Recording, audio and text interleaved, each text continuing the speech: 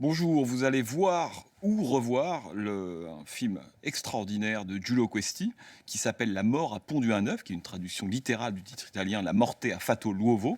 C'est un film extrêmement rare qui a été réalisé en 68, qui a été un peu perdu de vue par la suite, qu'on n'a même pas édité à l'époque en VHS, qui est ressorti ensuite dans des copies amputées et même en France sous un titre. On le trouvait dans le catalogue de Studio Canal sous le titre Le sadique de la chambre 24. Ça en dit long sur la difficulté à retrouver ce film aujourd'hui. Alors Giulio Questi, c'est un cinéaste qui a peu tourné à la fin des années 60 et au début des années 70, mais qui a tourné bien et des films importants. C'est quelqu'un qui est dans les années 20, qui a été résistant pendant la Seconde Guerre mondiale, qui a été membre du Parti communiste, marxiste on pourrait dire, et qui a gardé de cette espèce de culture de gauche quelque chose d'extrêmement important qu'il a infusé dans la plupart de ses films. Alors Giulio Questi, il a commencé par faire du documentaire et en 67, il va réaliser un premier film profitant, comme tous les cinéastes italiens de l'époque, des différents genres et filons qui marchent dans le cinéma populaire italien de l'époque. Vous le savez, il y a eu des péplums, des westerns, des giallo, des polars, des films de zombies. Enfin, tous ces filons-là ont été déclinés des dizaines, voire des centaines de fois à chaque fois. Et Giulio Questi s'est un peu servi du genre. Tout d'abord le western, ensuite le giallo et ensuite le film de sorcière, le film fantastique, comme d'un cheval de Troie pour introduire à la fois des idées, une forme de déstructuration et produire et réaliser des films qui sont on pourrait dire des critiques sociales extrêmement fortes de l'Italie et de la bourgeoisie et du capitalisme des années 60-70 en Italie. Alors, La mort à Pont-du-Neuf vient juste après un film qui est devenu un film culte du Giulio Questi qui s'appelle Tire encore si tu peux, Django Kill en anglais, film absolument incroyable avec Thomas Milian, qui avait fait scandale à l'époque, qui avait été amputé de ces scènes à la fois de violence, de sexe, d'homophilie.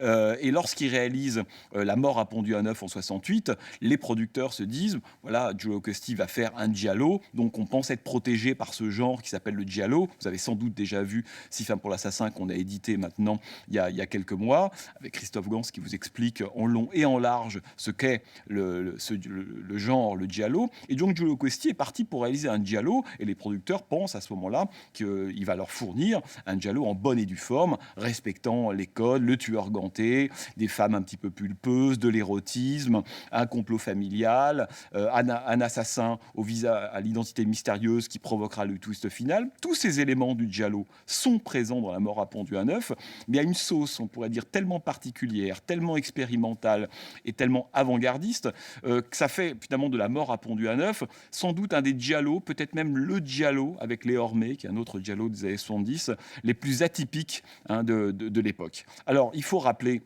que La mort à Pont-du-Neuf est réalisé donc en 68 avec un casting à la fois intelligent et judicieux. Questi, qui a donc encore une fois envie de reprendre le genre et de le dynamiter de l'intérieur, va aller choisir Jean-Louis Trintignant, qui à l'époque est quelqu'un qui joue plutôt des rôles d'hommes respectables, de gendre idéal, souvenez-vous d'un homme et d'une femme évidemment.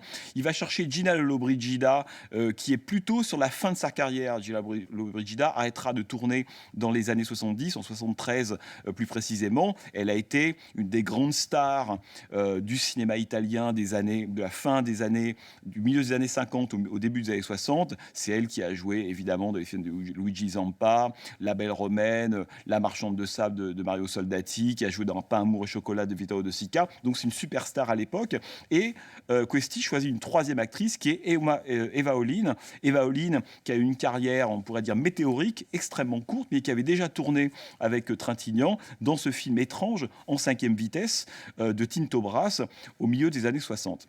Alors La mort à Pont-du-Neuf est le titre même raconte quelque chose d'impossible. Il est extrêmement difficile de raconter l'argument scénaristique du film. On pourrait dire de ce film que c'est quoi? Un giallo en milieu poulailler. Drôle de truc. On pourrait dire que c'est une sorte de polar ésotérique, que c'est une critique sociale extrêmement forte du monde de l'entreprise. Alors ce qui est fascinant avec La mort à Pont-du-Neuf, c'est le traitement évidemment de Giulio Questi, qui prend tous les éléments du giallo et qui les déstructure totalement.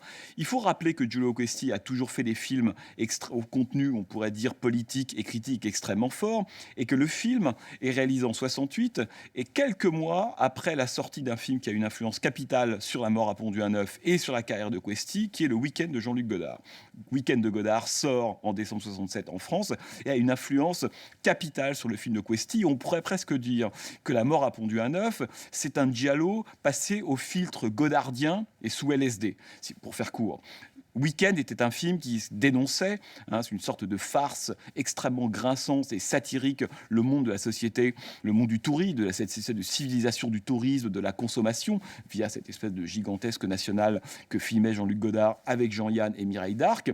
Ce que va faire Giulio Questi, c'est qu'il va transposer cette espèce d'approche extrêmement rageuse et critique dans le monde de l'entreprise et du capitalisme, où les humains ne valent pas plus que des poulets. Donc découvrez ce film de Giulio Questi, qui n'a réalisé, je le rappelle, que 3 films de fiction dans sa carrière sur une période extrêmement courte. 68 Tire encore si tu peux, 66 Tire encore si tu peux, 68 La mort a pondu un œuf et 72 un film encore une fois méconnu de sorcière absolument formidable qui s'appelle Arcana. Voilà, très bonne projection.